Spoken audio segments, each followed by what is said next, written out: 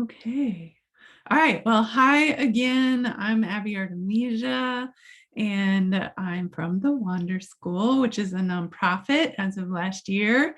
And we help get botanical education, herbs, and herbal medicine to communities and people in need. So, by you being here tonight, you are supporting that. So, thank you very much. And our topic for the night, in case you forgot, is winter herbal medicine cabinet. So, what to keep on hand this winter and fall as well. And I'm so glad that y'all are all here. I really am. And if you didn't hear already, if you have any questions along the way, feel free to type them in the chat. Feel free to introduce yourselves. And if I don't get to your question right away, then I'll get to it after we're finished. And don't let me forget, because we have quite a bit to cover. But also, please feel free, if you would like, to type in your comments. So if you think of something that I haven't said that there's plenty of great knowledge here too. So please add that in as well. And then we might have some time for discussion afterwards, and I'll stop the recording then. Okay. So glad everyone's here. Thanks for joining me, whether you're here in person or in the recording. And can't believe it's dark already. It's crazy. But here we are. I hope everybody's healthy. We just had a COVID scare in my family this week, so luckily it wasn't COVID, but great time to talk about this topic. So everybody should have been sent the handout. Let me know if you did not get it and I will resend it. But this is something that I've compiled over years of teaching, and also from my various books. So yeah, we have lots to talk about. You can follow along on the handout if you want, but I'm not going to go bullet point by bullet point. And I thought about making a slideshow, and honestly, I'm so freaking sick of slideshows right now that I just wanted to be here with you, just like we were in person. And I brought lots of props to show you too. So I will pull those out as well, and maybe it'll help keep everybody awake. Okay, so the first topic on the handout is to remember the foundations of health. And this is like the simple stuff that I feel like most of us probably already know, but it's so easy to forget, even if you are an herbalist. So healthy, fresh food. All right. I know that this time of year, it's really easy, especially with the holidays coming up, to get into that place where we just want comfort food, right? And I struggle with this with my daughter because she's a teenager and that's all she wants. And so we have to find ways to balance, right? I like to teach, like, don't deprive yourself, but find ways to make that healthy, nutritious food delicious. So I'm going to talk about it later, but root vegetables are really great this time of year. They are just so nourishing. I feel like you can feel it in your body and it helps ground us. So that's super nice. And it's also really great to eat warming foods this time of year as well. So not so much raw foods, but warming foods like warm foods, but also spicy things if your body is okay with that. So ginger is one we're going to be talking a lot about tonight. And if ginger is too hot for you, you might try fresh ginger instead of dried ginger, and that can be a little bit less spicy. But yeah, so good, healthy, fresh food. I know it's also hard for some of us to have access to good food at this time of year.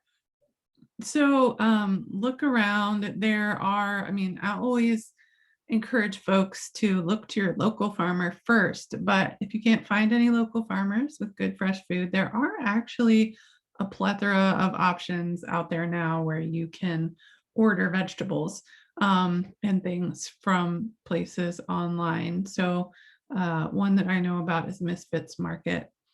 And so you can try things like that, because I live out in the country and it's really hard to get fresh veggies this time of year, because most of the farms are shutting down for the year, and Ingalls has kale that's like $5 million a head. So, um, so yeah, we have to get creative sometimes, right? But always please support your local farmers first.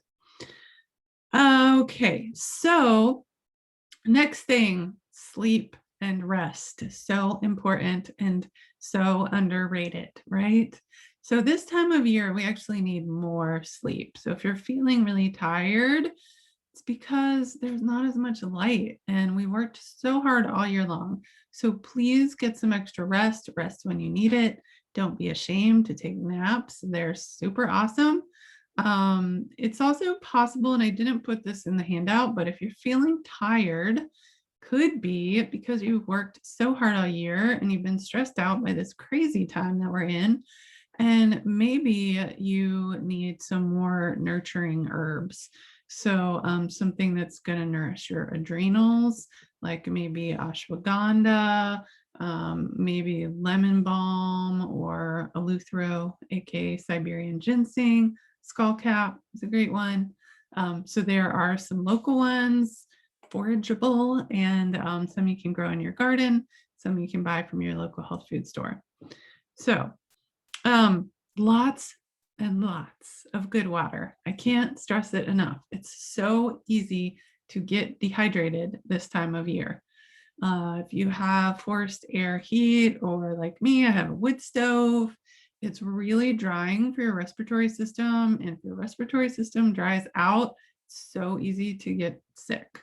So drink lots of good water, drink lots of good tea, and that counts to coffee, not so hydrating, but a little bit. And yeah, other good healthy things, maybe a little soda water, get a soda stream, put some herbs in there. I like to put elderberry syrup in my soda stream water. It's great. Things like that. Also exercise every day. And I know that sounds like a lot for some of us, but even just 20 minutes a day of cardio, which could be like taking a walk, is so great. It could be dancing in your living room to your favorite music, but it'll help keep you healthy, and it'll help your circulation and keep you warm, and it'll help your mood a lot. So really important. And then you could combine this with the next one, which is time in nature. So I'm not just saying that because I'm a nature nerd. I'm saying it because it does the same things. It will help keep your mood up, and there are special chemicals in the air that we breathe coming from the trees that helps keep us healthy, and just being in nature lowers our blood pressure and does all kinds of other good things for our health pretty immediately. So again, a short walk in a park or whatever's near you can do a lot. So get outside. And lots of deep breathing throughout the day. So you could combine that with your walk outside. You can set an alarm to go off every hour and just take like 9 or 10 deep breaths. And, for those of us who are smokers or have been smokers, it's like really, it can replace that, right? So sometimes if I will admit, I used to be a smoker, and I really loved that habit, right? And so it's really calming to have that time to break and breathe deeply. So instead, you can set aside 10 minutes or so every hour and take a breathing break. Some other things are to do something special for yourself every day. So whatever feels good for you, it doesn't have to be going out of your way. It can be watching something that makes you laugh, or taking a bath, or reading a good book. And then listening to your body's needs. So one that's probably hard for all of us. I am still trying to learn self-care, and it's really super duper important. And I'll tell you a story because I'm a storyteller, and I think that They help connect us, and it makes us human, right? So just because I'm an herbalist doesn't mean that I'm not a human being. So to prove that fact, I'll tell you about what happened to me recently. About a month ago, I was working out and had a back spasm, and my back went out. And then I had to learn self-care. And like the hardest thing for me was not overdoing it as I was getting better. So I was overdoing it. And then I cut my finger really bad on a mandolin in the kitchen as I was making sweet potato chips. And then a couple of days later, I cut myself again. So I feel like that was the universe sending a message like, yo, slow down. It's time for some rest and self-care.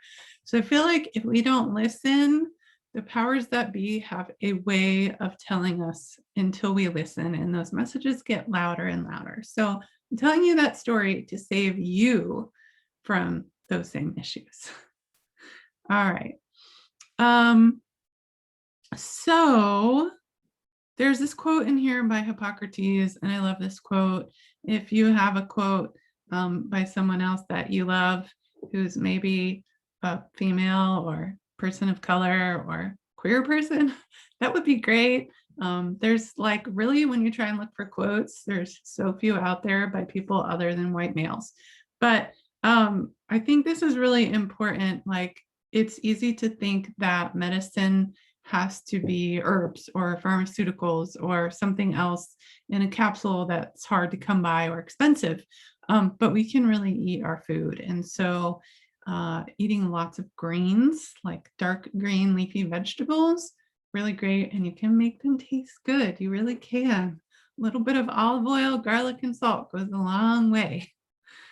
So think about what you can eat that will help keep you healthy while tasting delicious. So I put in here my recipe for soup stock, which is actually bone broth. And I have a recipe in my book as well. Little plug, Herbal Handbook for Homesteaders. You can find that on the Wander School website, and there's a link at the end of the handout as well. And you don't have to put bones in there. So if you're a vegetarian, don't worry about it. Just leave the bones out. But if you do eat meat, it adds a lot to put those bones in there. So you get a lot of good minerals and collagen, which is good for our skin and our joints and all kinds of things.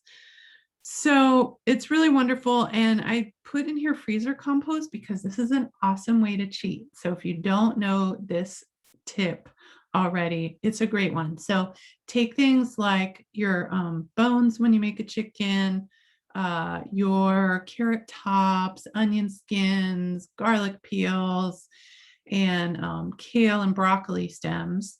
And then you put them in the freezer in a container, and you just add to it whenever you have little stuff like that. You just keep adding to it.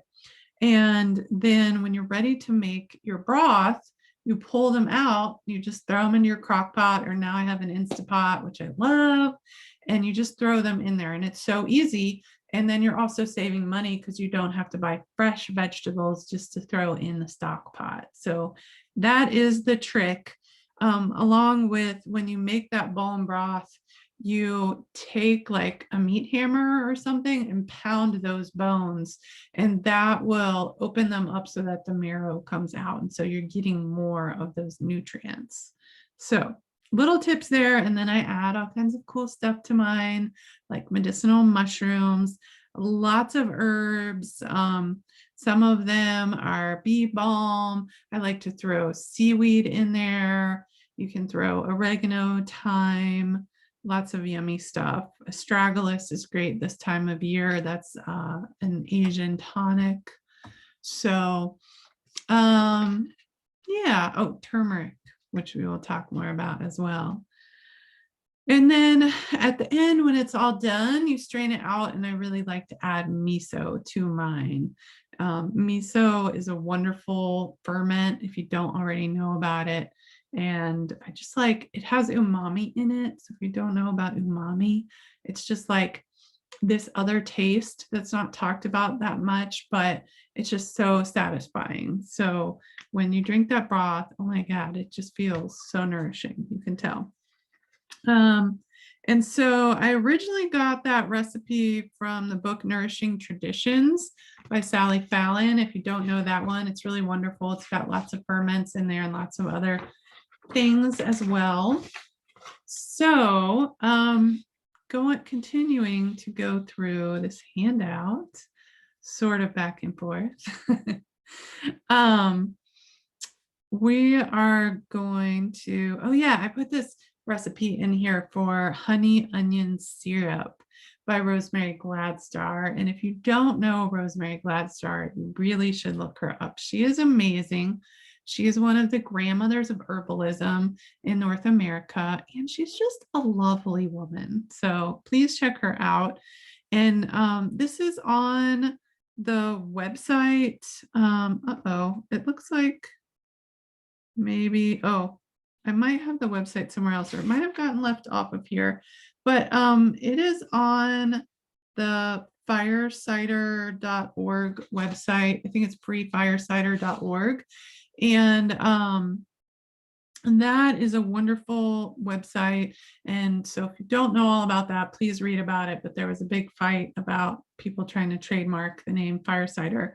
And so Rosemary Gladstar was one of the people who fought it because she was supposedly the first one to use that name in North America, Firecider. So she's an amazing resource for all kinds of recipes, and there's a lot on that website. And I like this honey onion syrup. You can also infuse lots of things into honey, and you don't have to heat it up. Some people who are into Ayurveda believe that honey becomes toxic when you heat it. So really up to you whether you want to do that or not. Some friends of mine made this, I think they called it like green fairy honey, and they would grind up all of these herbs, like 10 different herbs, including pine needles and lots of good antimicrobial herbs. And they would just put them as a powder into the honey, and it was so delicious. And that's become one of my favorite things in the past several years, is to take flowers and infuse them into honey. So I do like red bud flowers, goldenrod flowers, all kinds of things. There's a recipe in that herbal handbook for homesteaders. The important thing is just to make sure if you're using fresh ingredients that you leave them out for about 8 hours at least beforehand, or else your honey will ferment, which happened to me one time. And that's how I learned that, with some violet flowers, which are delicious in honey. But they started to ferment. So I gave them to my friend who likes to make mead, which is like a honey wine. And then she just made me with it. So it turned out fine. But yeah, if you don't want to make mead, then let your flowers wilt out in the open air for a little bit first. Yeah, there's wild greens pesto. And again, there's a recipe for that in the book. And please, if you buy the book, please get it from me. Just my little plea, it is gift giving season. We do have a lot of gifts on the wanderschool.com. There's a whole gift page, and that's just a little plug. But for anybody's book you're gonna buy this season, please, if you can, buy it direct from the author if there is that option, because the author gets like 10, almost often 10 times as much money out of it than if you buy it from somewhere like Amazon, who gets that 10 times, and what are they going to do with it? So anyway, whatever. No shame, but that's just my feelings. So anyway, wild greens pesto, basically just look up any pesto recipe and get some wild greens. And a lot of you are probably like, but what grows this time of year? Well, actually, depending on where you are, there can be a lot of stuff, and it doesn't even have to be that warm. Like I'm in the mountains of Western North Carolina, and there's still quite a bit up. I actually just like, I picked all this stuff today out of my yard and my garden. So, but there's a lot of chickweed up right now. It's a great time to pick chickweed. It's full of vitamins and minerals. Nettles as well, stinging nettle or wood nettle are around, along with several other things. So some things will only grow in the cold, like chickweed. It doesn't like to grow when it's hot. So just something for y'all to think about. And so you just substitute those wild greens, like dandelion is great too, for the basil. And you can still throw in some basil too. Just be sure if you're going to do something like dandelion, it gets really bitter. And so maybe use less of those bitter greens than some of the other greens. And that's part of what makes chickweed so great, because it's not bitter at all. So you can make that the base of your pesto and then add some other greens. And I put in here too, it's also wonderful to use local seeds and nuts like sunflower seeds and black walnuts or hickory nuts. And they're free, so it's a lot cheaper than pine nuts, and they're local. So that's kind of cool too. I'm gonna have a sip of my tea now. Okay. By the way, I am in my apothecary today, just for fun, for kicks. You might see all those branches back there. There's grapevine and kudzu that I'm making baskets out of right now.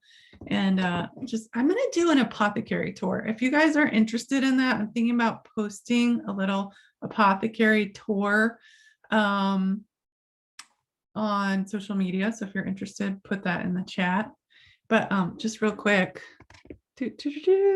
there's herbs and tinctures, and there's my hanging drying rack and herbs and medicines and the dehydrator and so many things. So I'm actually outgrowing this apothecary, which is crazy, but y'all, I'm starting an in-person school next year. It's very exciting. I'll talk about it later. Okay. Yay. All right. There's a question, what nuts can we sub pine nuts for in a recipe? So yeah, just the ones that I just said. There's some local ones, but hazelnuts are great. Hazelnuts, aka filberts, which I just love the name Filbert. I kind of wish that I had a son so I could name him Filbert. But also, it's really fun sometimes to think about like what plants you can name your children after.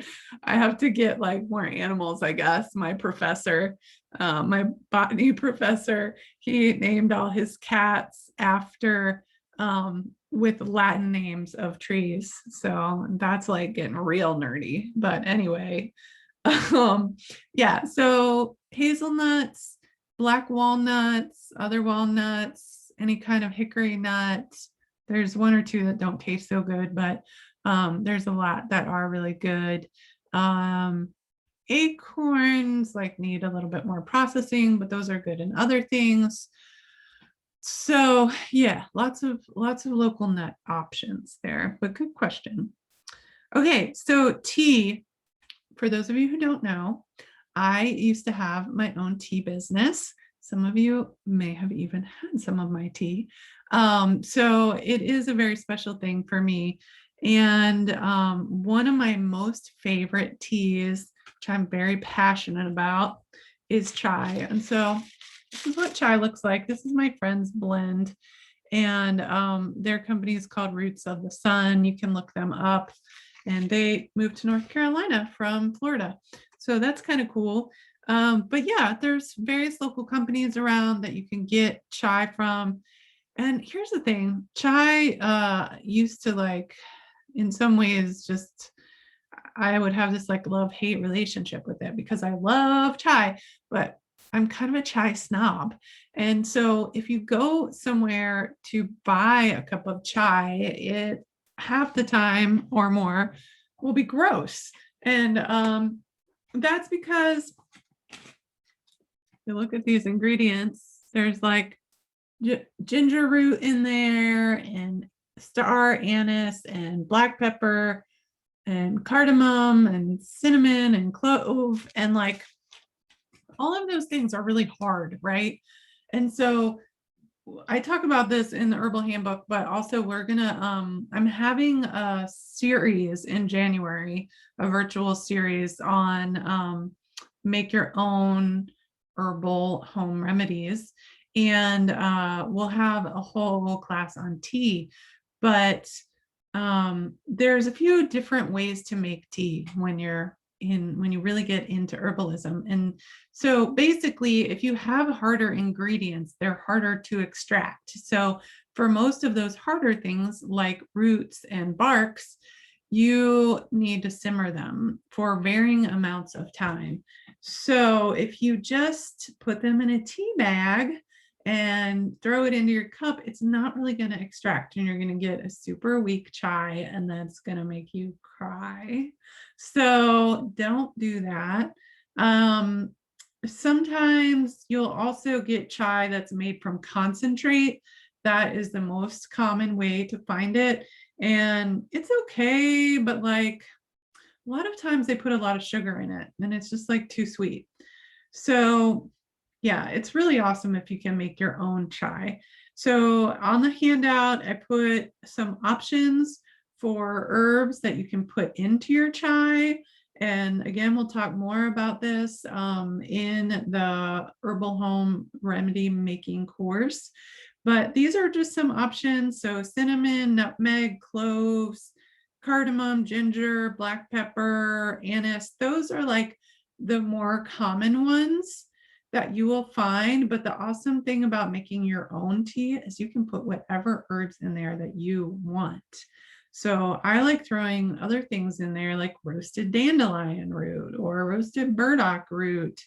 Mushrooms are really great as well. So yeah, there's lots of options. And then you can also choose whether you want it to be caffeinated or not. A lot of times I like chai after dinner, but I don't want the caffeine. So I can just make it without caffeine. When I had my tea company, I made a blend that had rooibos in it. So that red African tea, and it's got lots of antioxidants and no caffeine. So there's lots of options out there for your chai. And you can just make it really simple and make it like just cloves and ginger and nutmeg if you want, cinnamon. So does that make sense? Does anybody have any questions or any favorite chais that you want to list? Just throw them in the chat there. And then, of course, you can add honey if you want and milk. And so chai is this really cool thing. And the word chai shows up in several different languages. And in all those languages, it means life. So that's pretty amazing. And it means that because it's so life supporting. It supports our vitality, but it's a great one for winter because it's got all those warming herbs in it. So it warms up our body, great for our circulation, great for our immunity, good, really good for our digestion. So again, a wonderful after meal tea. So all of those things to think about just for you. And I also put in here too, you can take those same herbs and use them as a spice. So like for squash or for adding to apple juice or apple cider, and then you can make your own mulled cider. Oh, cool. Thank you, Amy, they listed a chai company near them called Boomy Chai. Okay, so there's a question from Mia. How do you mean start simmering the harder roots ingredients first and then add as you go along? Okay, great question. Thank you. So that is in the handout. And again, we'll talk about that more in the herbal remedies course because we'll have more time to delve deeply into teas. But basically, you don't always want to simmer all ingredients because you might add something in there that is a little bit more delicate. So like say you want to add some leaves in there. You probably don't want to simmer those because it's going to be too much for them. So you can simmer your harder herbs and you can turn the heat off and then throw your more delicate herbs in there, and then just steep those or infuse them, as we say in herbalism. You'd be making an infusion with those herbs. And that's what I always used to do when I was adding black tea. I just add the black tea in separately after I turn the heat off, so that it wouldn't get too bitter, because they have all those tannins in there, which is good for us, but it can get super bitter if we cook it too much. Now, my friends at Roots of the Sun here, they add black tea in there, and they told me that you can just simmer it in there. And I did that, and it actually was pretty good. So experiment. That's like the really cool thing about herbalism. It is so open to interpretation, and you can create your own things, and it's pretty fun. So does that make sense, y'all and Mia, everyone? Hopefully so. Okay. So chai is just a special love of mine, and yeah, it's amazing. I don't know what else to say about it. I just love it.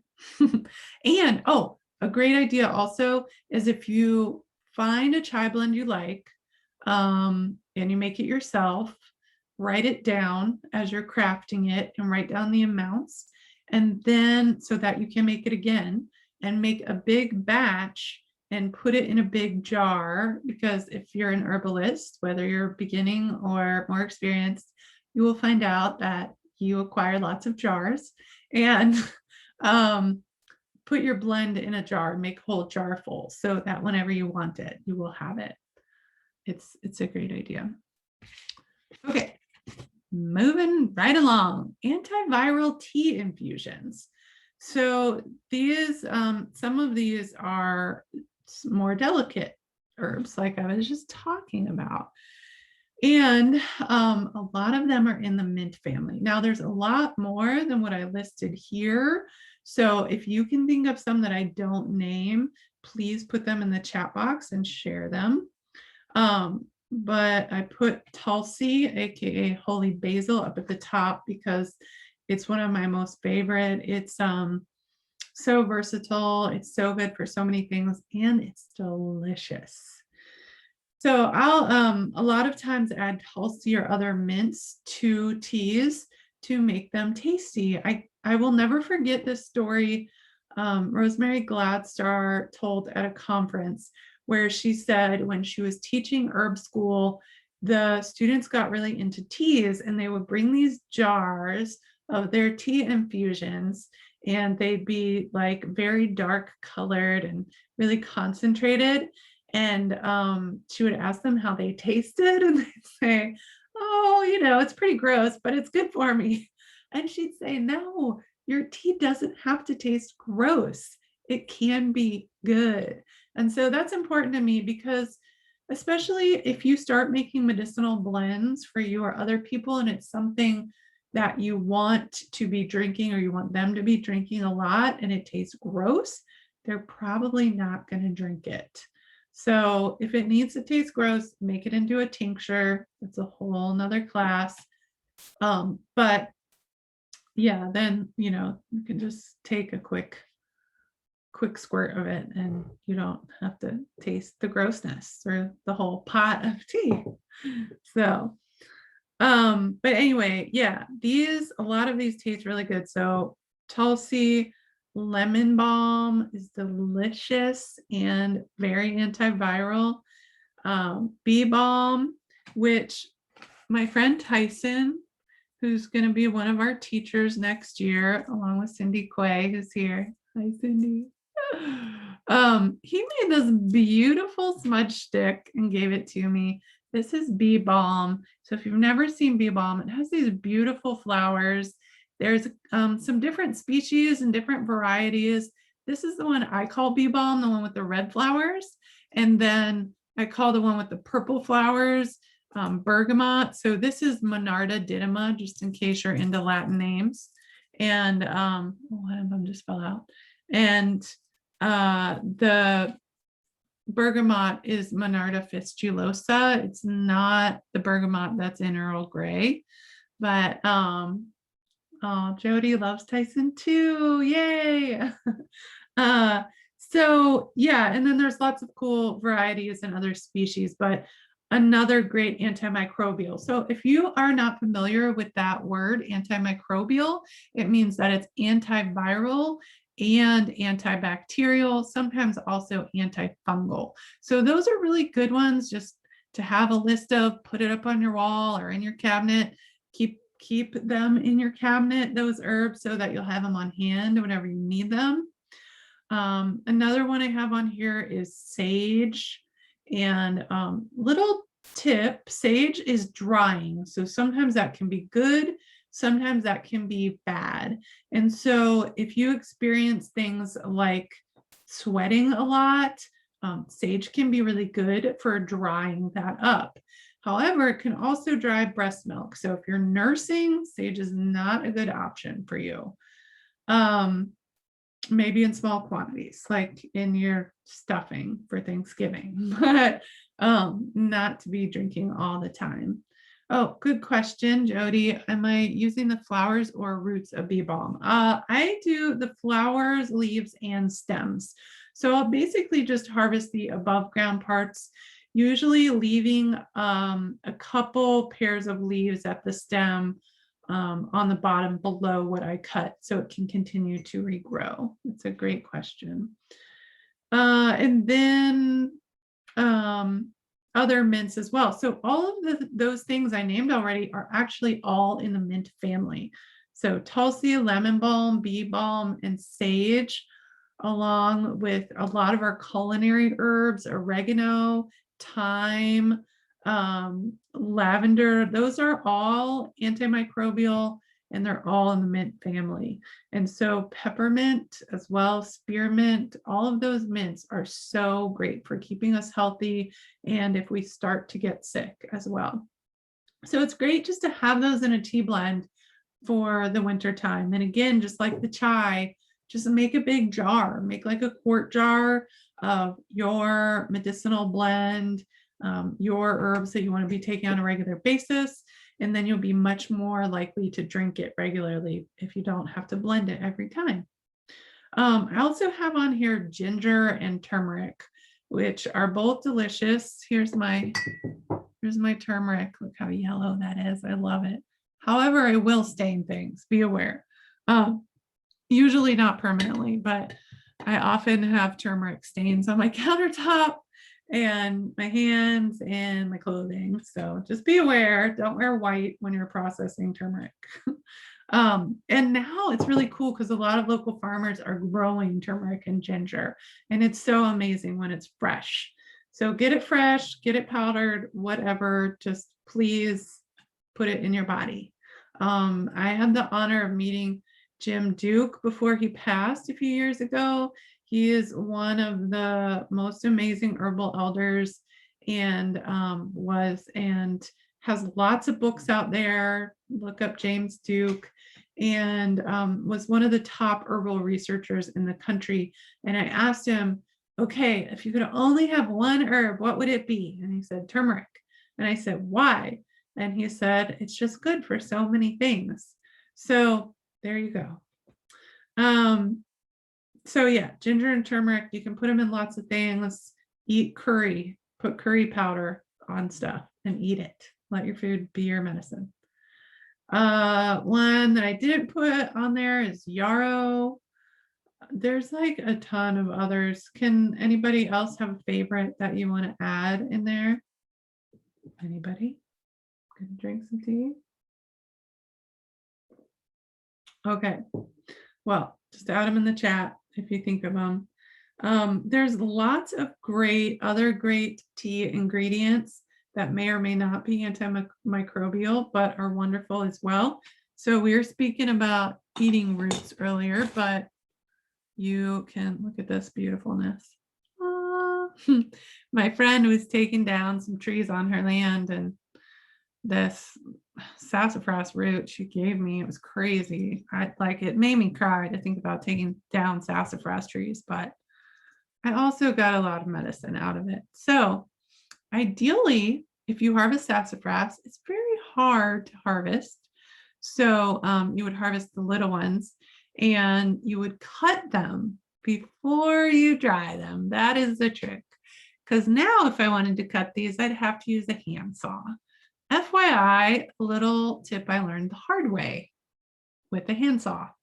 So I have a wood stove and I just keep a pot, a large pot on there all the time. Actually, two pots. We'll talk about the other one in a minute.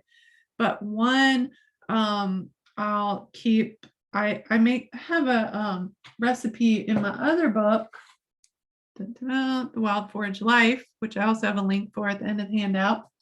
And it's for Appalachian chai. And so I put sassafras in there and spice bush twig and Carolina allspice, sweet, also known as sweet shrub, which somebody asked about earlier. I threw that in there as well. And they're all so delicious. And so it's like Appalachian chai. And so that's a little tip for you. But yeah, sassafras is wonderful. It's what's called an alterative in herbalism. So some people say that is a blood cleanser. That was kind of like an old term, but it also just, it's really nutritive and nourishing and kind of brings your body back into health, very balancing. So really great one. Peggy says that she loves hibiscus and hawthorn. Yes, so good. Thank you. We're going to talk about hawthorn. We can talk about hibiscus in a little while because I'm going to be talking about things related to it. So those are great. Mia says usnea. Yes, we're going to talk about usnea in a little while, but yeah, definitely very antibacterial and wonderful.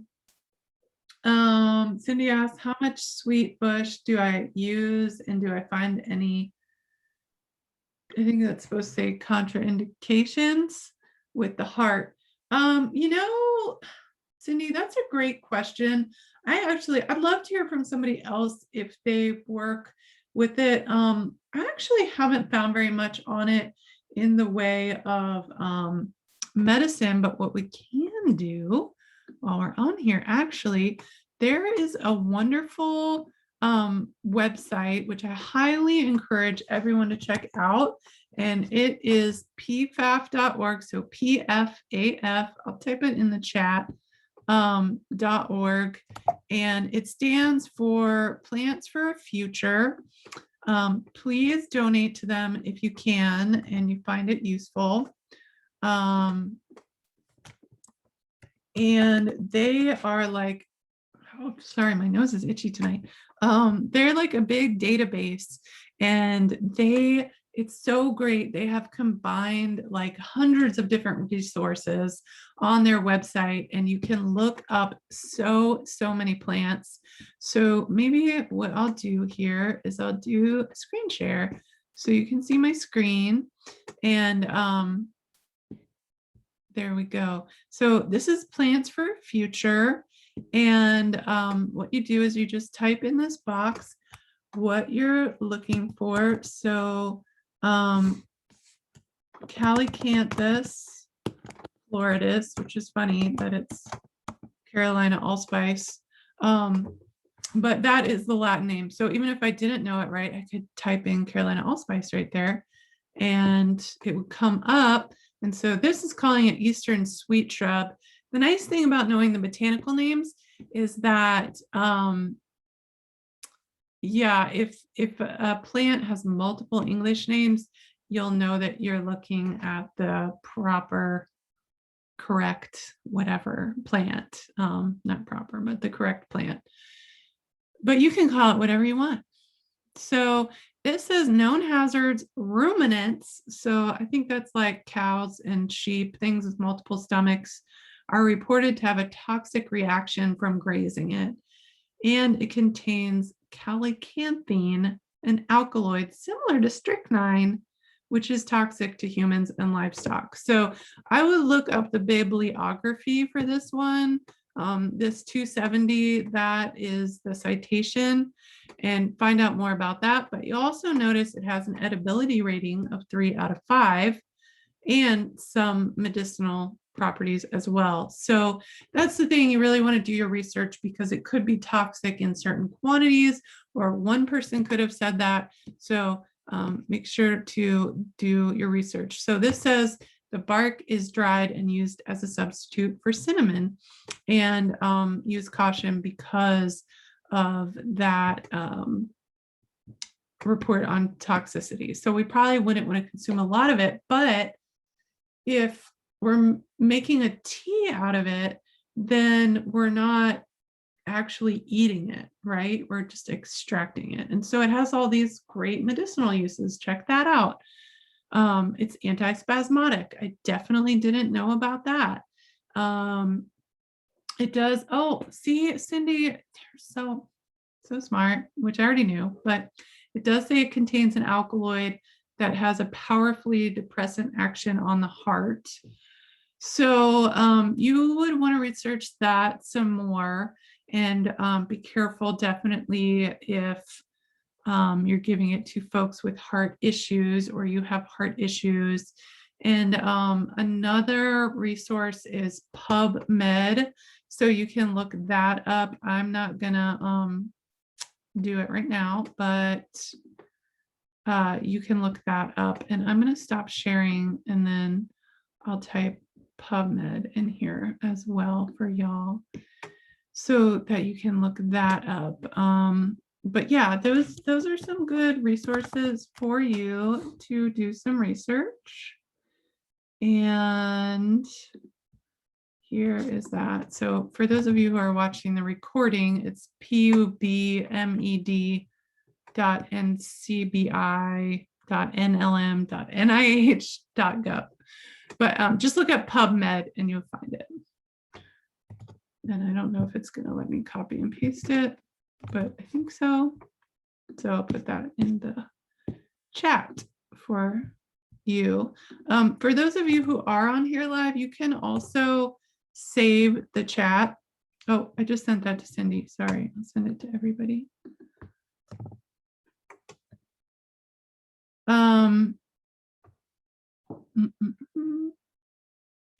Oh, wow. Okay, so Cindy is telling us that she went out harvesting with friends and they chewed on a tip of sweet shrub and her friend's heart rate soared, and she's home resting but has a headache and high blood pressure. So that's really good to know. And again, I've never tried eating it. I do know, I think I've heard that there are definitely toxins in the seeds in the fruit. And so be careful with that for sure. But yeah, she's just saying chewing on a tip of it. So that's really interesting. Joyce is saying that most plants are listed as toxic for livestock, including those that are regularly recommended for them for sure. Yeah. And Cindy asked if I grind it up for a spice. Yeah. So actually what I do, I don't grind it for a spice. I shave it. So I sold some to a chef once, and I showed him how to do it, or told him, but yeah, basically you just take a sharp knife and you just shave off that outer bark, and it's with a little bit of the inner bark. So usually the inner bark is more aromatic and where more of the nutrients are. So you're not eating a whole lot of it, just using a tiny bit as a spice.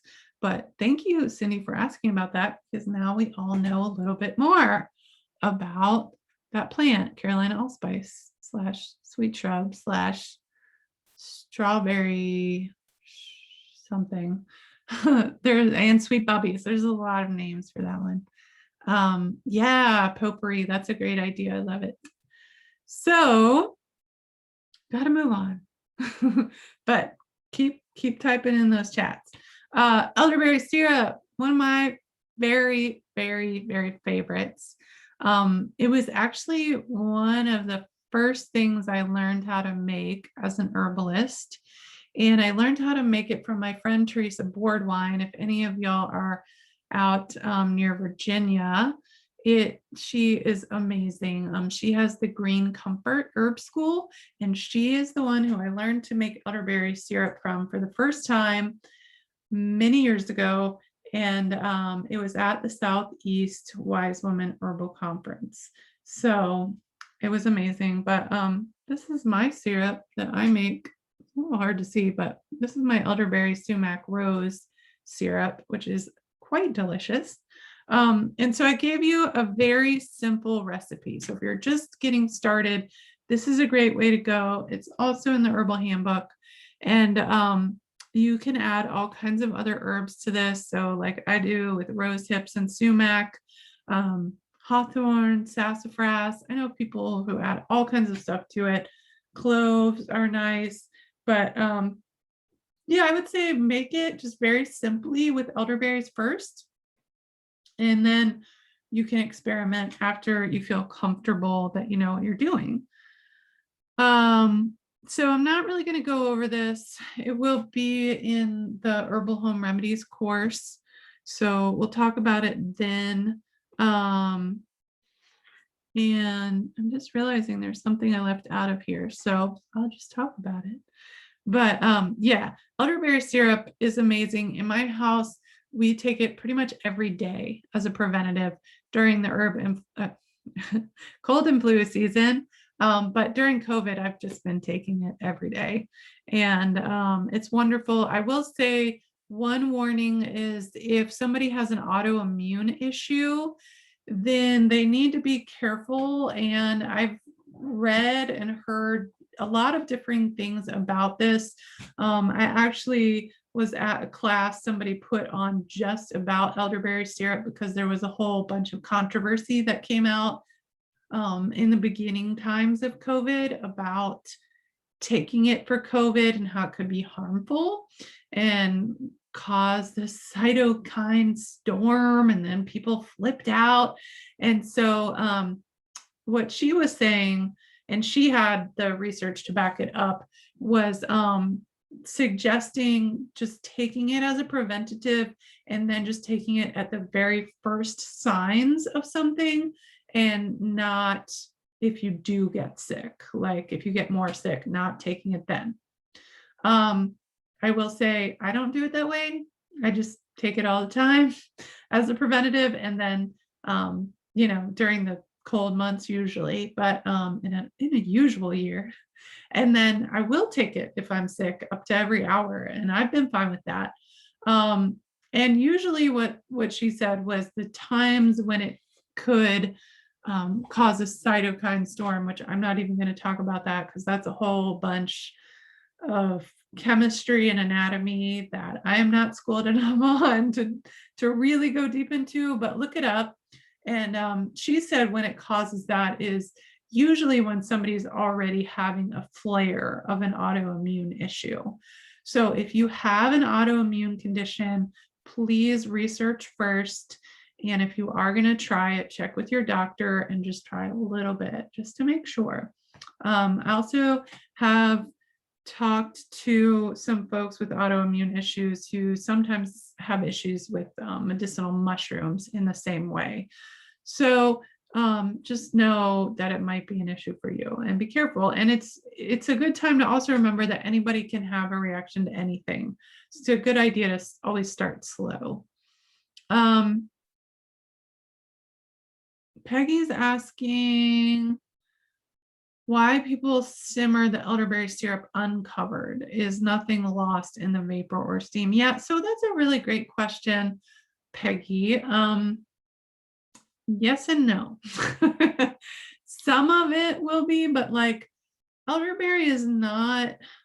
Usually when you're worried about losing things is when you're working with aromatic herbs. And so elderberry is not one that I consider an aromatic herb.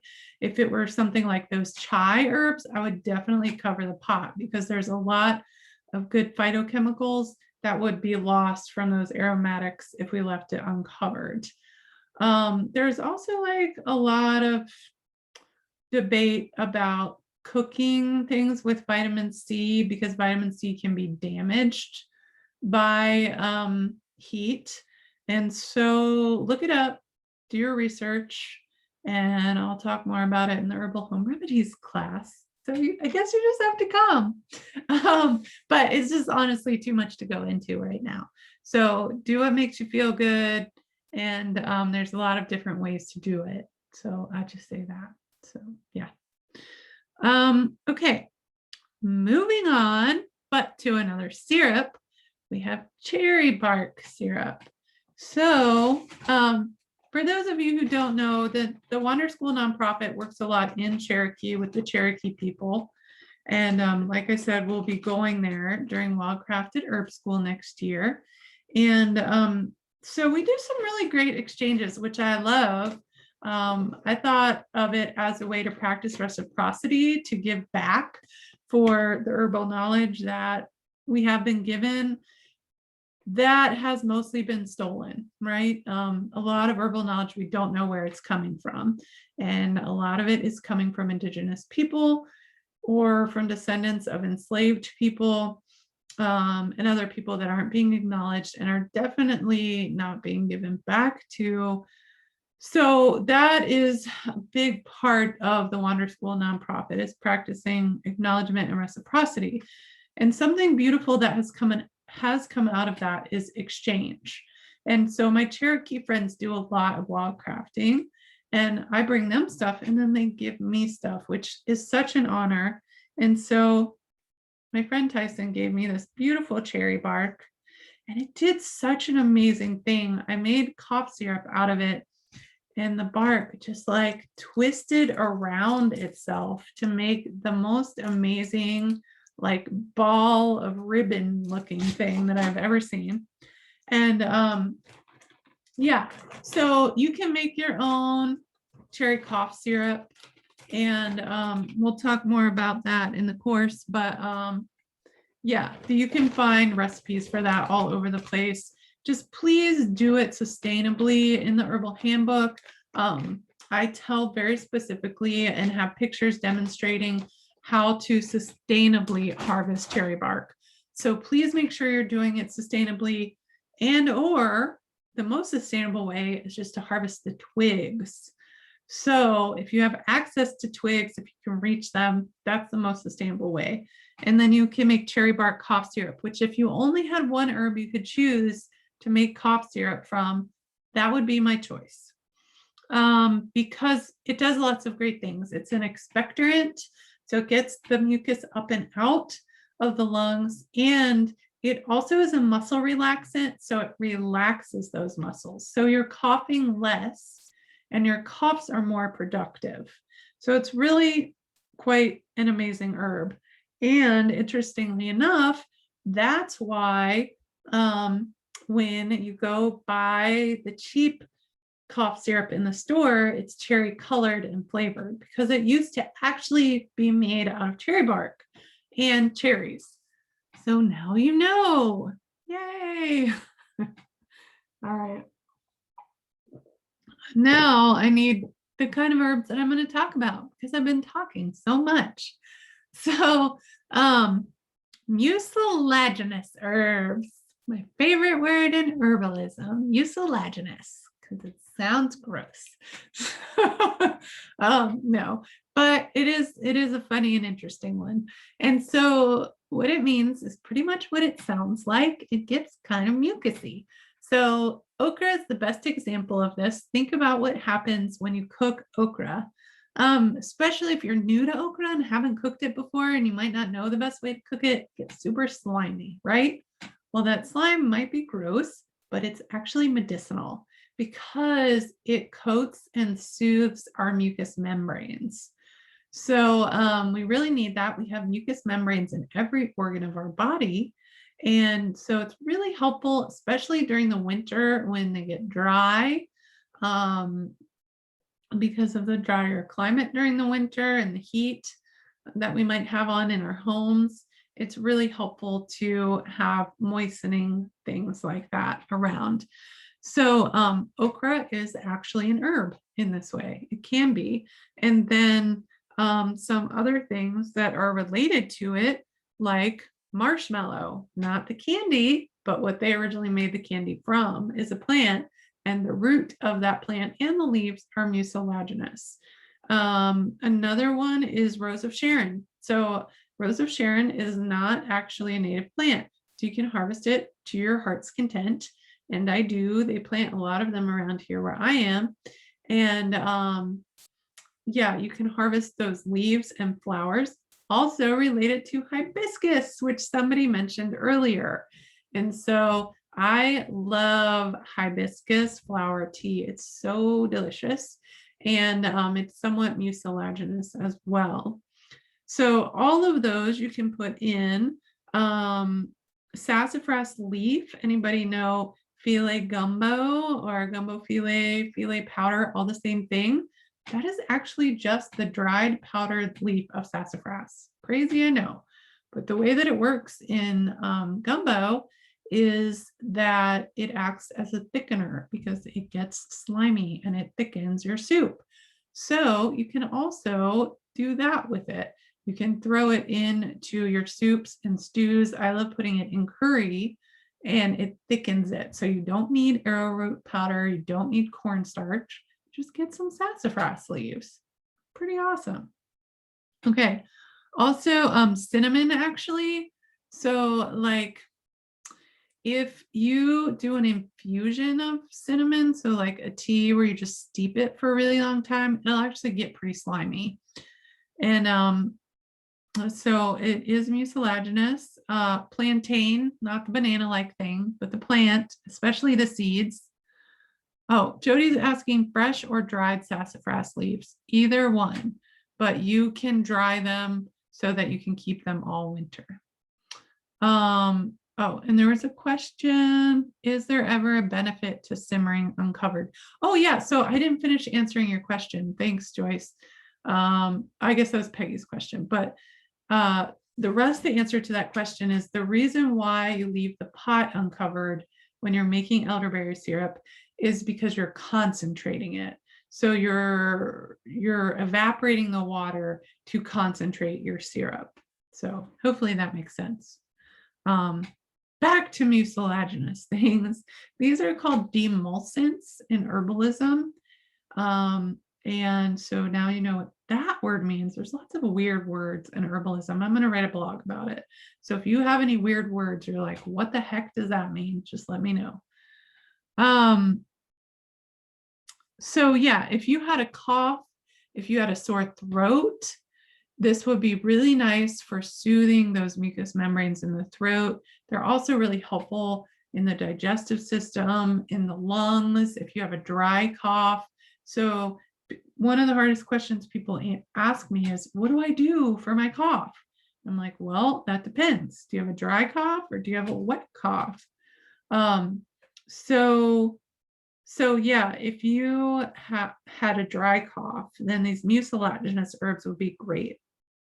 Another one is mullein, and that's this one. This one's dried, so it's a little funky, but it's very soft, and the leaves can get huge, like this long, and it's a great one to grow, and it will grow in like really crazy conditions too, like really dry, clayey soil. Yes, mullein, yay. And it's an expectorant and it's demulcent and mucilaginous. So wonderful. You can make ear oil with it. Recipe for that in the Herbal Handbook. Sorry, I'm not trying to plug myself. It's just all in there because I want y'all to have it. And this is where Mia's suggestion of usnea comes in. And I actually have some I just collected the other day. Right here. This is one Cindy and I talk about a lot too. And it's kind of crazy looking. It's actually a lichen, right? And usnea is not mucilaginous, but it is a great lung herb and it's antibacterial. I've had friends who've had great luck with it for strep throat, so really good to know about, but we really want to make sure that we harvest it sustainably. So this one it's kind of cool. I don't know if you can see that. There's this hole right here, and that's where it was wrapped around a stick. It grew around a stick, so pretty cool. But that stick had fallen on the ground. So it wasn't growing anymore. So when there's a windstorm or just a big storm, go outside, depending on where you live, and you can often find usnea on the ground. And this is more like a plant walk kind of thing, but I don't know if we'll be able to see it here on the computer, but you want to pull apart these little threads. And there should be an elastic kind of cord in the middle. I don't know if I can get that. Well, yeah, y'all can kind of see it. So that should be white. And that's to make sure that we have the medicinal species. Supposedly the other species are not medicinal. So Cindy is saying that she uses it for tea or poultice and tincture. Yeah. So, which is her most favorite for sure. Yeah. There's a lot of debate out there because herbalism is so controversial, but about how to correctly make an usnea tincture. So do your research. I'm not going to talk about it right now, honestly, because we don't have time, but just research it. I actually make a hot alcohol tincture, which is very interesting. But yeah, look that up and you can learn more about that. But it is a wonderful herb, also great for urinary tract infections, FYI. So some other good lung herbs are elecampane, which is in the aster family. It's got a beautiful yellow flower. And I'm not going to tell like the specifics of what these are good for, but they're all in the handout and you can look them up yourself, but they're just good ones to have around. Coltsfoot, which grows where I am, and people will actually smoke coltsfoot and mullein, which seems a little weird when you have a lung thing going on to smoke herbs, but it can be helpful. Somebody I knew had this crazy story about smoking mullein and how it just got all of this crud up from her lungs, like pretty much immediately. And elecampane is a wonderful one for those coughs that are deep in your lungs and won't seem to go away. I love that story, Cindy. So what else? Violet leaf, another mucilaginous one. I throw it in my cough syrup. And rabbit tobacco is a really cool one. It's also called Life Everlasting by the Gullah people, the Gullah Geechee people down in South Carolina and Georgia. Please research them. They are the descendants of enslaved people and have an amazing culture. So originally from West Africa, and I'll try and show this to you. So this is what it looks like. And it gets really poofy and cool, kind of silvery when it dries. And Tyson gave me this as well. And it is just a wonderful one for, I think it's antiviral. So like when you're starting to get sick, but you can smoke it as well. And it's awesome. Lobelia is another one you can smoke. You can also take it in tincture in very small quantities. It's like 1 to 5 drops. Oh, Cindy says that the Menominee call it pearly everlasting. That's really cool. So rabbit tobacco or Life Everlasting, the Menominee, which is her people, her tribe, call it pearly everlasting. Thank you for that. Cool. It is pearly. You guys can see it very well, but it has this pearly kind of nature to the color of it. So yeah, lobelia, low dosage tincture can be helpful for some folks with asthma. Sometimes, not everyone, but some folks. And if you're having a bad cough, can be helpful. And then pleurisy root, which is a really cool one. It's actually a kind of milkweed, but it is somewhat threatened. It just doesn't grow very prolifically, but it's gorgeous. It has beautiful orange flowers, and you can grow it in your garden or on your land. I encourage you to do that because it'll be great for butterflies, and it'll be great for your lungs. So do that. That's my lung herbs. There's lots more out there. If you have one that I didn't say, please put it in the chat. I did put Rose of Sharon in my tea today so that it would be mucilaginous and help me when I'm talking. And it also has honey in there, which is nice and soothing. So just FYI, I do these things too all the time. I don't just talk about them. All right. So moving on, some other ideas are for health in general, especially respiratory health, are that we can make our own room spray. And so this could be a spray that is antiviral, antibacterial. So some of you may know about thieves oil. It is an essential oil blend. And I can't remember everything that's in there, but it's actually kind of like the chai spices. So I think like cinnamon and cloves and eucalyptus. There's different blends sometimes, but things like that. And it supposedly kept like the burglars and looters from getting sick during the plague. And they put a little bit in their mask. So you could put some in your mask and breathe it, and then it will help, hopefully, to keep you well, but also put it in a spray and dilute it in water and just spray it around. You can also spray it on your surfaces. It's great. I make a spray of it and put it in my bathroom to keep it smelling fresh. So some cool options there. I do want to say, and I put this everywhere, well, except here, but in the other places I talk about essential oils on the handout. I've been doing a lot of research, well, some on essential oils lately, and it's really important to be careful with them. They're extremely strong. Another thing people debate about is whether to take them internally. I don't do that. So it's up to you. It's your choice, but supposedly they can affect the gut bacteria. So that's concerning to me, but most concerning to me is that animals are much more sensitive to them than we are. So if you have dogs, if you have cats, etc., they can be very sensitive to them. And so I was reading a story about somebody diffusing, I think it was tea tree oil, and like it almost killed their dog, like just in a diffuser. So please be careful. You can look up essential oils that are toxic to animals and you'll get a list. But I know for sure tea tree and peppermint, surprisingly, are toxic to dogs for sure. So be careful. Lavender is not, though. So just FYI, a little trick. Put a cotton ball with some lavender oil in your vents of your car, and it will make it smell good and calm you down while you're driving.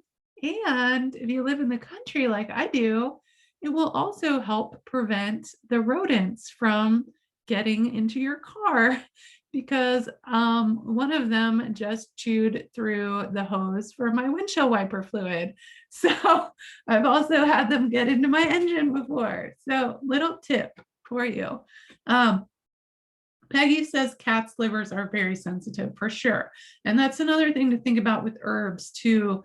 Cats and horses are really sensitive to herbs. So in the herbal handbook, I talk about that and a little bit with each herb, especially like if some animals are super sensitive to those specific herbs. So be careful. Antimicrobial surface sprays, you can make those with antimicrobial herbs. I talk about lemons and thyme and pine, and infusing those. You can make your own pine salt and it'll be natural.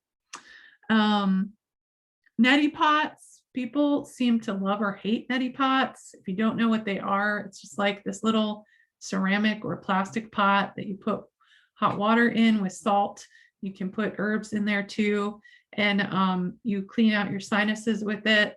Can be like really painful for some folks. You can put a little pinch of baking soda in there, which can be helpful, and make it less painful. But one thing to be sure of is that you always put really clean water in there. So if you're on a well and you don't have a really good filter, you might want to boil it first, or if you're on tap water, just to help kill bacteria in there. And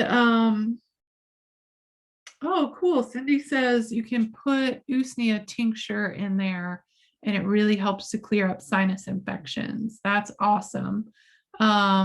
You can also put, I'm going to talk about some herbs in a little bit, but if I forget, remind me. Herbs that have yellow roots that have berberine in them, which is a phytochemical, are really great for that. So a lot of people do golden seal, but we'll talk about some other alternatives that aren't endangered that you can add. And Jody says you can also check out the Asheville Salt Cave for a more relaxing experience versus a neti pot. For sure. Yay, Jody. Just in case you didn't know, Jody runs the Asheville Salt Cave. So go Asheville Salt Cave. I still need to get there myself. And hopefully we'll be teaching a class there. Anyway, if you hate neti pots, you can go to the salt cave and or you can do herbal steams, which are great and much easier. So you just put a pot on the stove, put some herbs in there. Thyme is one of my favorites, along with our friend bee balm, one of my favorite herbs in the world, which actually has more thymol in it than thyme. Crazy. So that antimicrobial, one of the antimicrobial phytochemicals in there is thymol, and there's more of it in bee balm than in thyme. And so you just put some leaves, like a small handful of leaves in there, a couple tablespoons, and just bring it up to a boil, turn it off, put it on a cloth on your table, bend your head over the pot with a towel over your head to make a little tent, and breathe that. And then all you have to do is reheat that steam a few times a day, or reheat that pot a few times a day. Put a pot on it when you're not, sorry, been talking a lot. Put a lid on it when you're not using it, and then just reheat it during that day several times and breathe that steam, and it'll really clear your sinuses. Jody is asking if you can steam usnea. I have never tried that, Jody. I would think no, because it's not an aromatic herb, but maybe I'm wrong. So if somebody knows, please comment. So you can also put essential oils in your steam, and some of those are eucalyptus, peppermint, thyme, or pine, or those herbs into your herbal steam. And you don't need much if you do essential oils, just like 1 to 5 drops is all you need. And there's a blend made by a company called Olbas, Olbas, that is really great. It's like a bunch of those herbs all together. You can also put them like on the little air filters that you buy to put in your vents. If you have forced air heat, you can just put a few drops of those essential oils on there. Again, being careful if you have animals. So those are cool things to do for your air quality. And you can, I think I have this on the next page, but you can burn herbs. So just like this bee balm smudge. Do be careful if you choose to use the word smudge. It is an appropriated word. So there's a lot to go into there, but please at least don't sell things or really post about them using the word smudge unless you've been given permission by an Indigenous person. Please, please don't buy white sage unless you know it's coming from a sustainable source. It is endangered because so many people have been harvesting it that it's been over harvested, and there's not enough for the Indigenous people who use it traditionally. So there's so many other herbs we can burn that do similar things and are antimicrobial in the air. So bee balm, thyme, lavender, cedar, right? Red cedar is a really popular one with Native folks in this area, and it's much more prolific. Mugwort is a great one. So think about wherever you're from, maybe research herbs that folks burned in those places. So if you're of European descent, mugwort is a really popular one and still is, and is great for helping with sleep and dreaming. I love it personally. Yarrow. So it's kind of like the sky's the limit. There's a lot of them out there, and they're not harmful to your pets. So good to know. Also, you can just burn garden sage. You don't have to burn white sage, and you can grow white sage if you love it that much.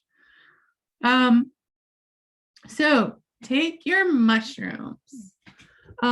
Here in Western North Carolina, we are so blessed. Unfortunately, the sad part is that the hemlock trees are dying. The silver lining is that reishi mushrooms grow on them, one of the most medicinal mushrooms in the world. They are finding that pretty much all mushrooms are anti-carcinogenic. So that means that they supposedly, I'm not saying this, I'm not making claims, but supposedly they have been found to prevent and fight cancer. So that doesn't mean that all mushrooms are non-toxic. Some of them are. So be sure you know what you're doing. But yeah, this is what reishi looks like. I harvested that myself, and super medicinal. So I'll throw that into my bone broth when I make it. You can make tea, you can make tincture. There's lots of things that you can do. And when we do the home remedies class, I'll talk about some specifics about tincturing mushrooms because they take a little bit more work. So FYI, there's a lot of great medicinal mushrooms. Some of my favorites are reishi, hen of the woods, which has lots of different names. One is maitake. The Cherokee word for it is wishi. And birch polypore is another one. And there's just chaga is one that I will say is over harvested. It's not actually a mushroom. It's another part of the fungus that takes a long time to grow. So please only get chaga from sustainable sources. Please don't take it every day. And please reuse it. So you can, if you're making tea, you can re-simmer it multiple times. Jody's asking what workshops or books I recommend to learn wild mushrooms. That's a great one. One of them is called The Fungal Pharmacy. That's a really wonderful one. And Paul Stamets is one of the best resources I know. He's got a company called Host Defense. They grow like a lot of their mushrooms and make their products, and have Paul's like done some of the most research of anyone in the world. So there's that. And then, so yeah, Peggy, resources for mushrooms, Host Defense. If you live in this area, they sell some sustainably at the French Broad Food Co-op. Peggy listed a good podcast called Welcome to Mushroom Hour. That sounds awesome. Thank you. And yeah, so some good resources out there. I have a little bit in this, the Wild Forage Life, my cookbook. There's some recipes in there. So I need to write more about mushrooms. I actually want to reprint my educational plant deck of cards, and I want to do a mushroom deck too. So yeah, there's some more resources there in the chat if you want to check those out. Okay. Oh, so there was one thing that I had in the notes, but accidentally got taken out. Sorry about that, but I'll talk about it right now. And that would be fire cider. So we were talking about freefirecider.com, I think. And there's lots of recipes there. There's one in the Herbal Handbook. This is the one that I'm making currently. It's really yummy. So this is my fire cider recipe. It's got peppers and garlic, turmeric, ginger. I often put horseradish in there, but I couldn't find any and didn't have time to go to my friends to dig some up. So yeah, it's basically hot peppers and apple cider vinegar are the main ingredients, and then throw in other good antimicrobials. So, oh yeah, good point, Cindy. Lots of farmers markets now have folks selling mushrooms, so look for that. But you can make your own fire cider. It is a great tonic. You can, I use mine as a hot sauce, and oh yay, thanks, Cindy. Yeah, you can make your own fire cider, take it as a tonic. You can make it less spicy. If you don't like spicy, you can use milder peppers, or you can dilute it. Some people mix theirs with honey, which can be quite delicious.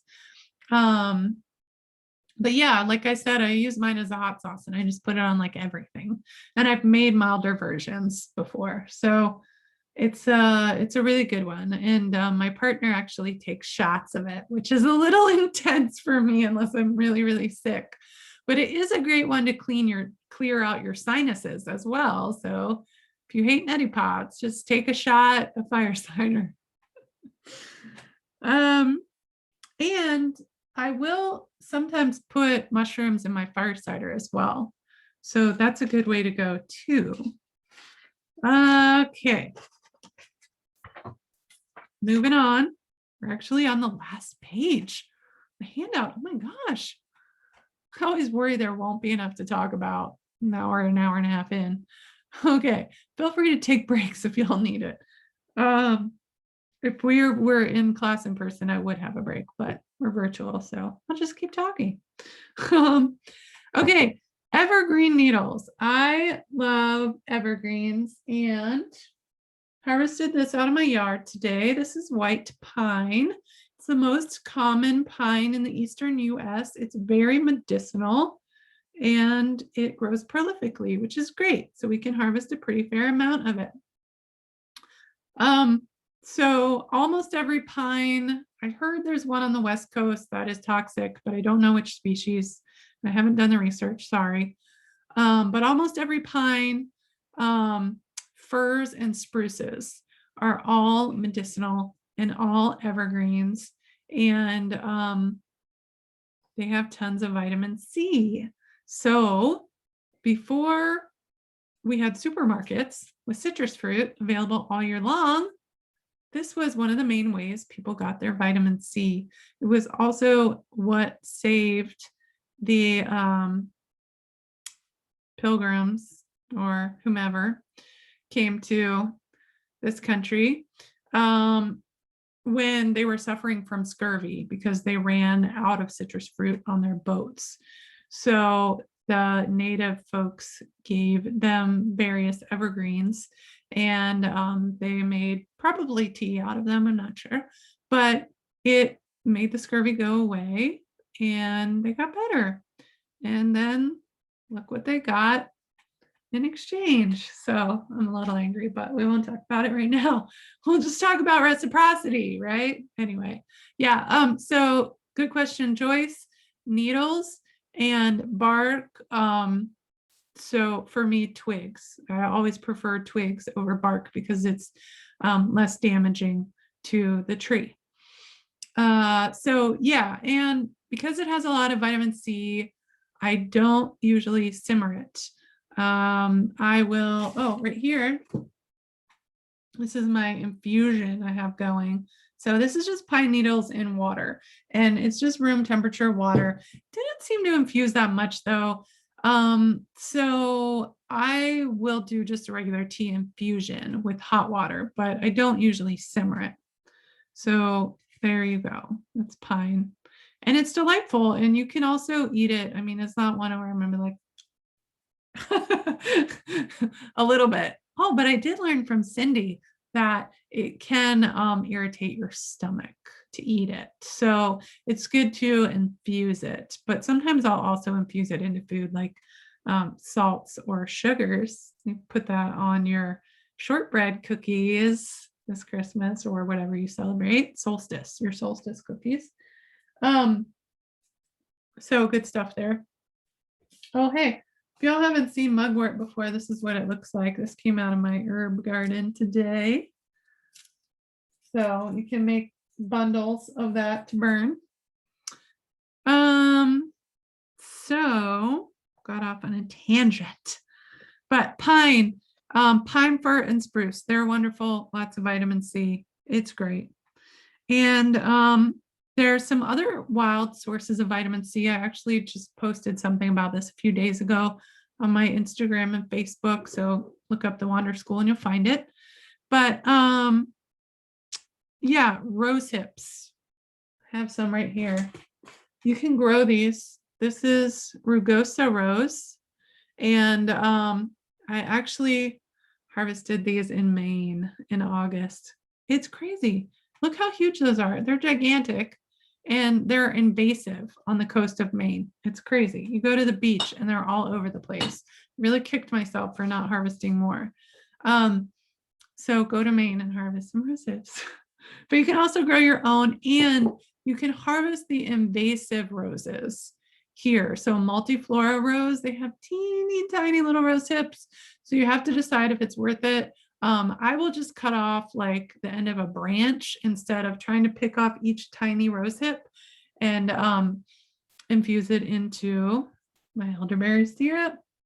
I'll make tea, you can make preserves, you can snack on them. So all of those things. And then what else for vitamin C? Again, elderberries and wild greens. So actually, crazily enough, a lot of things have more vitamin C than citrus fruit. Something somebody said to me the other day, which was really funny, was citrus fruit had a really good marketing person. So evergreens, rose hips, even some greens, wild greens, have more vitamin C than citrus fruits. So check that out. One I found out about the other day, garlic mustard. I never knew had that much vitamin C in it, but apparently it has a lot and it's invasive, and we can harvest it and get it out of the environment and do good things with it. So there's a question, can mugwort be fresh, not dried for burning? No, Holly, because it won't burn very well. So that's the simple answer. Sorry. But you can, things I like to do with fresh mugwort or put them under my pillow. You can make tea out of it as well. It's very bitter. So for some people it's too much, but you can make bitters out of it, which is delightful and helps with the digestion. Cindy says she harvested multiflora rose hips and notice bittersweet and honeysuckle berries growing within the bushes. It's good to know the different berries and hips that look similar. That is such a good point. Thank you, Cindy. Because bittersweet and honeysuckle berries are both toxic. So thank you, thank you. Yes, when you're wild harvesting, what I say, you always want 100% positive identification. And I'll say it over and over. So thanks, Cindy, because I haven't said it yet today. And Mia asks if I infuse them whole. Are you talking about the rose hips, Mia? Yeah, okay. Yeah, about what rose hips. Mm-hmm. Yeah, yes. I sometimes, yes, sometimes I'll just like crush them a little bit or like slice them slightly. They do actually have vitamin E in the seeds, so it'd be good to expose those a little bit more.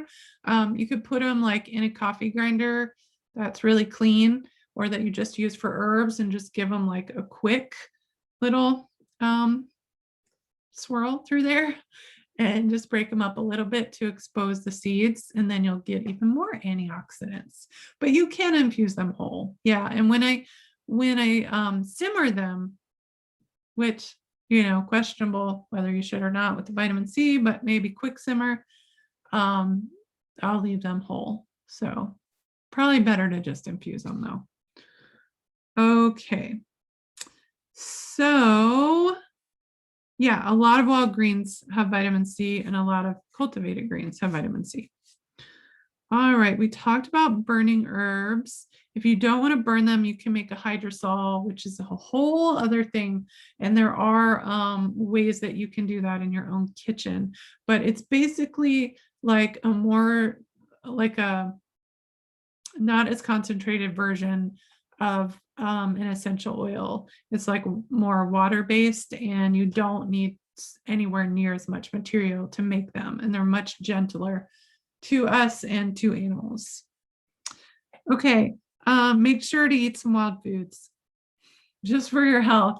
There's wild onions that grow all winter long in most places, and those are really good for us. And then garlic mustard too. You don't want to eat too much garlic mustard. It can be hard on the thyroid. But yeah, wild greens, bitter cress or winter cress.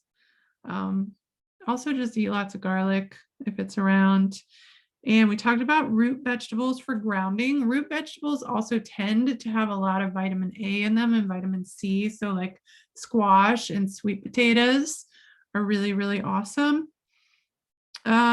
Eat those spicy foods to keep you warm and keep you healthy. Avoid raw foods and avoid seasonal affective disorder with mood lifting herbs. So hawthorn is an awesome one that also helps circulation and blood pressure.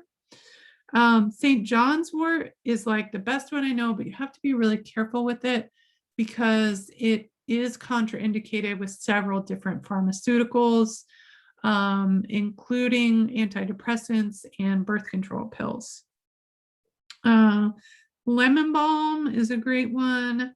Mimosa is awesome. I know one local herbalist who says you shouldn't take mimosa if you have like bipolar or mania issues. I haven't gotten to research that much, so do your research on that. But yeah, there's some good herbs out there for mood lifting. Lavender could be another one, rose, tulsi as well. Okay. We're getting close to the end. We're getting there. Thanks for hanging in there. So many good questions. Okay, so what happens if you do get sick, right? Well, take a bunch of vitamin C and D, which actually I'd recommend this in general as a preventative also. So vitamin C, the USDA recommended amount is way, way, way low. It's like 60 milligrams a day, which is ridiculous. And I read something about that the other day, and I can't remember what it was. I think it was like based on the average American diet, which is pretty sad. But yeah, that's part of why I take elderberry syrup every day. However, you can get a fair amount of vitamin C from food. So eat those dark leafy greens, eat those root vegetables, eat your citrus fruits, all of those things. But you can also supplement with vitamin C. When my daughter was sick this week and we thought she had COVID, I started to feel slightly sick myself, and I was taking like probably around 10 grams of vitamin C a day. So like 10,000 milligrams. And it's great because vitamin C is water soluble. So you really can't overdo it. The worst thing that can usually happen is you will get diarrhea, and that can happen supposedly around that 10,000 milligram point. So just be aware. But you know, if diarrhea is the worst thing that happens and you don't get sick, then maybe it's okay. But yeah, so I just do vitamin C. Like if I'm starting to come down with something, I'll do like a teaspoon, half teaspoon to a teaspoon, like every hour. And then vitamin D, I feel like we should all be supplementing with vitamin D every day. I have it in a liquid, and of course, sunshine is awesome. That is the best way to get it. Mushrooms have a lot of vitamin D in them, which is great. But this time of year, for most of us in most parts of the world, we're not going to be getting enough. Well, most parts of the northern hemisphere, we're not going to be getting enough vitamin D from sunshine. And interestingly enough, the darker your skin is, the less vitamin D you absorb from the sun. So I always thought, because my skin is kind of olive toned, that I wouldn't have a problem. And I was actually pretty low, even though I spend a lot of time outside.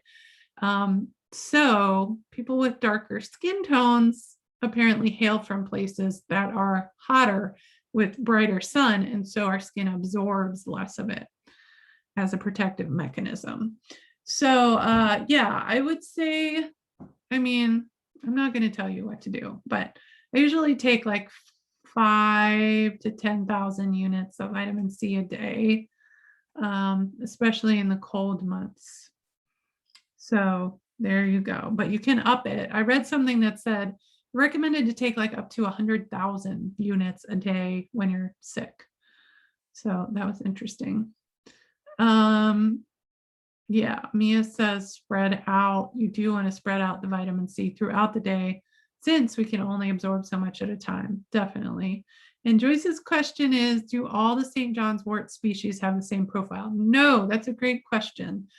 There's some conflicting research out there that I've found. And so the main one that's been researched is one of the European species, which is Hypericum I think it's perforatum. But we do have a native species here in the US that is Hypericum punctatum, which supposedly has more hypericin, which people think is the main active phytochemical. However, there was some research done where they just extracted the hypericin, which is sometimes what they sell in the stores, and it didn't have the antidepressant effects. So be aware, I always recommend to take the whole herb, because different parts of the herb balance out other parts or catalyze other parts of the plant. So just be aware of that. However, there are lots of species of St. John's wort. Supposedly, some of them are not medicinal. I could go into more on that, but I don't want to right now because it's just too much. But I guess I'll tell you, the tips are, if you hold a leaf up to the sun and you can see little black dots on the leaf, those are little glands. And so that's a good sign. And then if you roll the tiny buds between your fingers and there's a red like little stain that's left on your fingers, that's good too. So if you have both of those things, supposedly it's medicinal. We do here in Western North Carolina have some more rare species as well that just grow up like at really high altitudes on mountain bulbs. So you don't want to just go randomly picking herbs if you're not absolutely sure you know what they are. But that's a good question, Joyce. And a good tip too is like if it turns red when you make oil or tincture, that's a good sign as well. Okay, so we got vitamin C, we got vitamin D. Hot baths are amazing, and again, like something that aren't talked about very much. They're so medicinal for our body, and we absorb things through our skin really quickly. Plus, just that feeling of being warm, I feel like is so medicinal, and water is so medicinal. And then, of course, if you want to get super woo-woo, you can put really good energy into the water and bless the water up, and that will be more medicinal. But throw some I didn't even put this on here, but throw some Epsom salts into your bath. You can also put clay in there, but that gets really messy. And then some good herbs are ginger, which is really nice because it is really heating and antimicrobial. Chamomile is nice, antimicrobial and soothing, as is yarrow, which is also good. Yarrow and ginger for things like fevers and colds will help sweat it out. And any kind of mint as well, which we think of mints as cooling, but they can actually be warming in some circumstances. And honestly, you don't have to use Epsom salts. You can use any kind of salt, by the way. Probably not like the stuff you're going to put on your driveway, but like you could use table salt if you want. So that's really good to know. But usually Epsom salt you can find pretty cheaply. And you can add essential oils if you want in there too to help open your sinuses or calm you down, whatever. So now we're going to talk about those yellow roots. So that phytochemical berberine, which is antimicrobial, especially antibacterial. And most people, their go-to is golden seal. So like golden seal echinacea was always the thing back in the day when I was working in the health food stores. People would be like, I need my echinacea and golden seal. And so golden seal and echinacea are both at-risk plants. And so there's lots of substitutes for those plants. And one, my favorite, which is local, is yellow root. So, oh, this is gonna fall over. This again was a gift to me from my Cherokee friends. Big bundle of yellow root. You look at that end, you can see it's super yellow. And that means it's good. But yeah, those roots and like the lower parts of the stem are really great. They do need to be simmered if you're going to make them into tea. You can also tincture them. And they're just wonderful antimicrobials, antibacterials. And some other plants, like you want to harvest that sustainably because it does grow on stream banks and can be erosion control. So we don't want to take too much of it. But some other ones are barberry, which is invasive, and also Oregon grape is invasive in the eastern part of the country of the United States. So we're helping out the habitat if we harvest those. And barberry and Oregon grape, you actually don't have to harvest the root at all. You can harvest the lower parts of the branches. So that makes it easier as well. Ginger tea. When I'm starting to feel sick, I just do it up with the ginger tea and just drink a ton of it, either fresh ginger or dried ginger, and a little bit in hot water with some honey, and it's delicious. And I will just drink that like all day long. So echinacea, again, there's a tincture that I like, or you can get it in tablets. It's called Wellness Formula, and it has echinacea and I think golden seal, and it has a Chinese formula called yin chow in it, which is really wonderful. So if you just want something easy, I really like that one. It's by a company called Source Naturals. But you can grow echinacea. Echinacea is also at risk, and you can grow your own. And it's, some people think it's just the root, but actually the flowers and the seeds, and I think the leaf as well. I think the whole plant is medicinal. However, it's recommended by some people to only take echinacea when you're sick and not take it all the time, because your body will develop a tolerance to it. So FYI, just for you. And then rest, and more rest.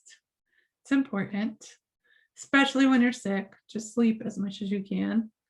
But also like move your body a little bit too. I didn't put that on here, but like just going out for like a very slow, short walk, breathing fresh air, moving your body can be really helpful.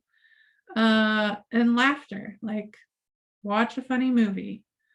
It is really good medicine, along with extra hydration. Always make sure you're getting plenty of fluids. And that can be water, it can be broth, whatever, tea.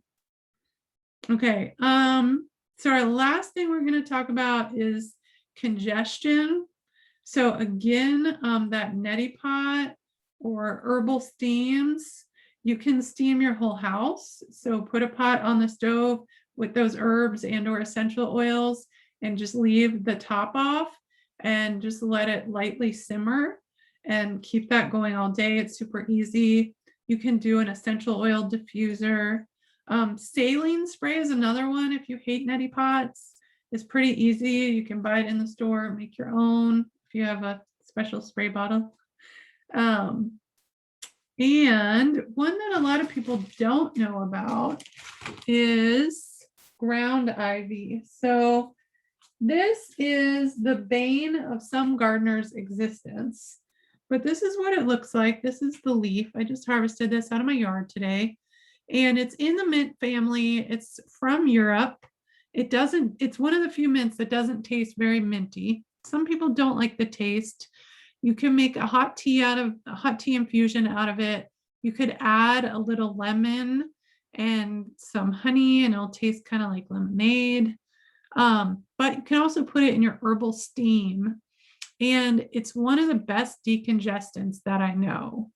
And it is growing in my garden because it volunteered there. And yeah, Peggy says, even though it spreads, it's easy to control. It is, you can pull it out super easy. But you could also just cut it with scissors if you want it to come back, which I do. You can also tincture it, and it's great for lots of things. But for today, for our purposes, it's a wonderful decongestant. So for that, I would mostly do it as a tea or an herbal steam. And natural antihistamines. So fenugreek and thyme, there's some pretty inexpensive supplements out there called Fenuthyme. And they're just combinations of the two of those. You can also, something I learned from my wonderful teacher, who I should have mentioned way before this, but is Leslie Williams, who's in Atlanta. And she taught me about putting fennel seeds and black pepper, soaking fennel seeds overnight in a little bit of water, and then straining them out and taking those fennel seeds and putting them in honey, like a teaspoonful of honey with like a pinch of fenugreek seeds and a little bit of black pepper. And it's an amazing antihistamine. It's really wonderful. So you can do that, and it's delicious. Like fenugreek tastes like maple syrup. It's great. You can do that. You can do some thyme. Goldenrod is a wonderful antihistamine, and so are stinging nettles. So any of those, but you do want to remember, anytime you do antihistamines, you need to do more water because you don't want to get dried out, because that's not good for your mucous membranes. And then, of course, lots and lots of fluids, because if you're congested and you're dry, your body's going to produce more mucus, and that mucus is going to be thicker. So we want to thin it out. Another thing I forgot to mention in the section above is foot baths. And if you don't want to get into the bathtub, it's just too much work and you're feeling bad, or you have a tiny bathtub like me, you can do a foot bath and just soak your feet in herbs, and it feels really good. And there's like this old herbal thing about, like, if you are congested, soak your feet, and that will help clear your head. And I don't understand how it works at all, but it is just a thing. So you can check that out as well. And does anybody have any questions at this point? That is actually everything on my handout. I'm trying to see if there's any more demo stuff that I have for you here that I wanted to show you. Don't think so. So yeah, if you have questions, put them in the chat and I'll answer them. I just wanted to let you know what is coming up, more educational opportunities. I'm so glad that y'all came today. Thank you again for coming. I really appreciate it. And it's been a hard year to be a teacher. Like, in-person classes have been really rough this year. So I'm so glad to see y'all here. And I wanted to let you know about other opportunities that are coming up. And these are linked at the end of the handout. So again, let me know if you didn't get that, or you can check it all out on the Wander School website under offerings, under events, I think, unless I moved it. I was going to put just an events tab, but anyway, I think it is just under events right now. But anyway, there is another Pay What You Can class coming up on December 15th called DIY Holiday Herbal Gifts. And it's going to be really fun. I'm going to have recipes and demonstrate for you how to make cool stuff like herbal salt and herbal sugar. I think it was thinking about doing a vinegar, maybe, yeah, a vinegar and an herbal bath and a tea blend. So all really fun stuff to give to people you love who are into herbs or who maybe are just curious about herbs or just really like food like me. So that'll be on December 15th. The link for that is already up on the website, so you can register now. And what else? Okay, so the course I was talking about, Make Your Own Herbal Home Remedies, that's going to be every Thursday in January at 6 p.m. So that'll be a really fun time for us all to come together. But again, just like this class, you don't have to be there in person. It'll be recorded. But we'll do how to make teas, tinctures, oils and salves, and my favorite, herbs as food. So that'll be super duper fun. And the Herbal Handbook is a really great textbook for that. It's not required, but if you order it from me ahead of time, you'll have it to look through and I'll sign it for you. And then the thing that I'm super excited about is Wildcrafted Herb School. And that starts in April. It's going to be 1 weekend a month, Friday and Saturday, through November. And Cindy Quay, who's here and an amazing Menominee herbalist, is going to be teaching one of those days. We'll have a guest speaker every weekend and a field trip every weekend. We'll be making lots of medicine. We'll go to Cherokee and learn from the Cherokee people. We'll also learn about the history of Black herbalism and also Southern and Appalachian folk herbalism, and learn a lot about reciprocity and practicing reciprocity. We'll make medicine that you get to take home and also some to give away to communities in need. So I think it'll be awesome. We'll make crafts.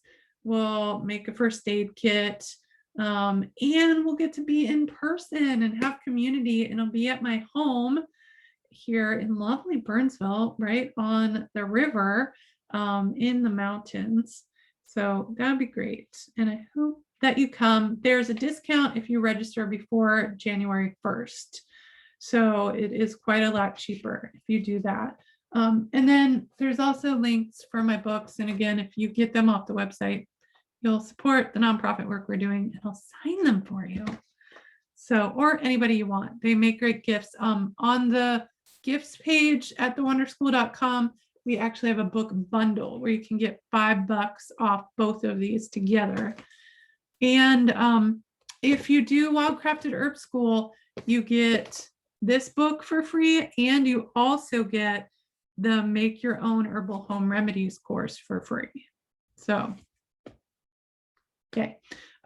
So feel free to message me, email me, abby@thewonderschool.com. Put that in the chat for y'all if you have any other questions about anything I talked about today or about any of the programs or anything else. And gosh, I've just missed y'all so much. So great to be here. If there aren't any other questions, I'm going to stop the recording.